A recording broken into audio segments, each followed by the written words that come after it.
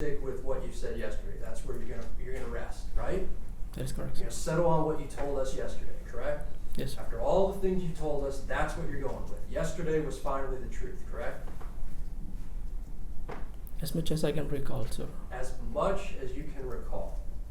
Your first reaction was to put Sherin in a trash bag, correct? I wouldn't call it a trash bag, sir. What? I would not call that a trash bag. What would you call it? It was a blue bag.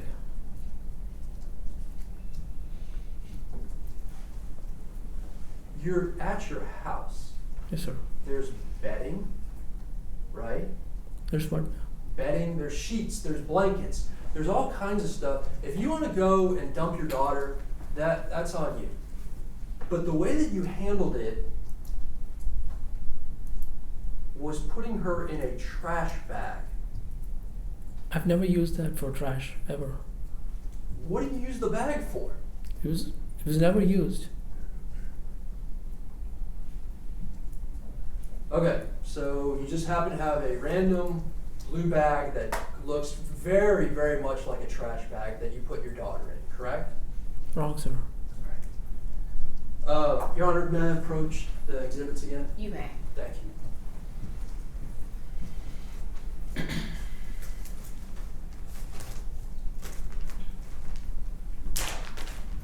May I approach the witness? You may. Mr. Mathews, this is stage 68. Is this the exact type of bag that you put Sherin in? Yes, sir.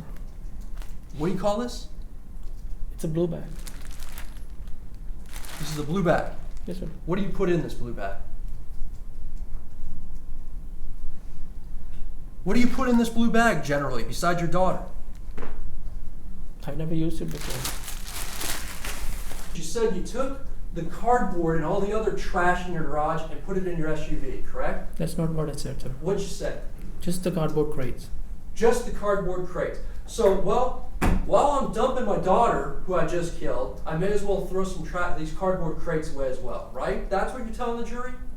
Wrong, sir. Why'd you put cardboard crates in there? I wanted to drive around and see where I can place my child's body in a safe place. So you put her in the trash bag, you put her in the back of your SUV with other trash, correct? Can you repeat that statement, sir? No, I'm not going to repeat that statement. You drive around, you eventually decide the safest place is to put her in a culvert, correct?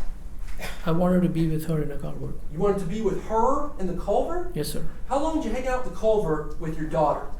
I don't know exactly, but I was there with my daughter for some time. How long? I didn't have a watch with me, and there's no way for me to say exactly how long. Well, this is new information we haven't heard before either, that you were hanging out with your daughter in the culvert, right? I stated that yesterday. Yesterday, I think you ended by saying, I wrote it down, I might not be completely accurate, but see if this sounds correct.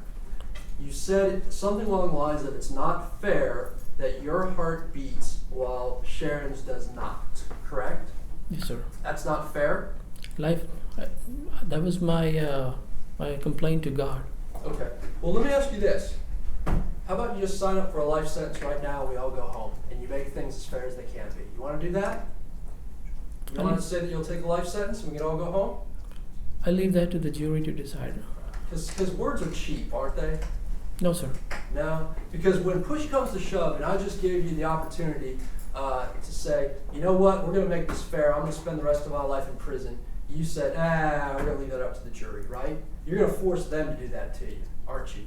Because I believe the jury will have time to have listened to everything. Yeah. You're going to put them in that situation, right? You're not going to take that life sentence, are you? If that's what the jury wants to give me, I'm more than happy to take it. I'm going to give you one last chance. You going to tell us what happened to Sherin, what really happened to Sherin? I already stated what happened to my daughter, Sherin, sir.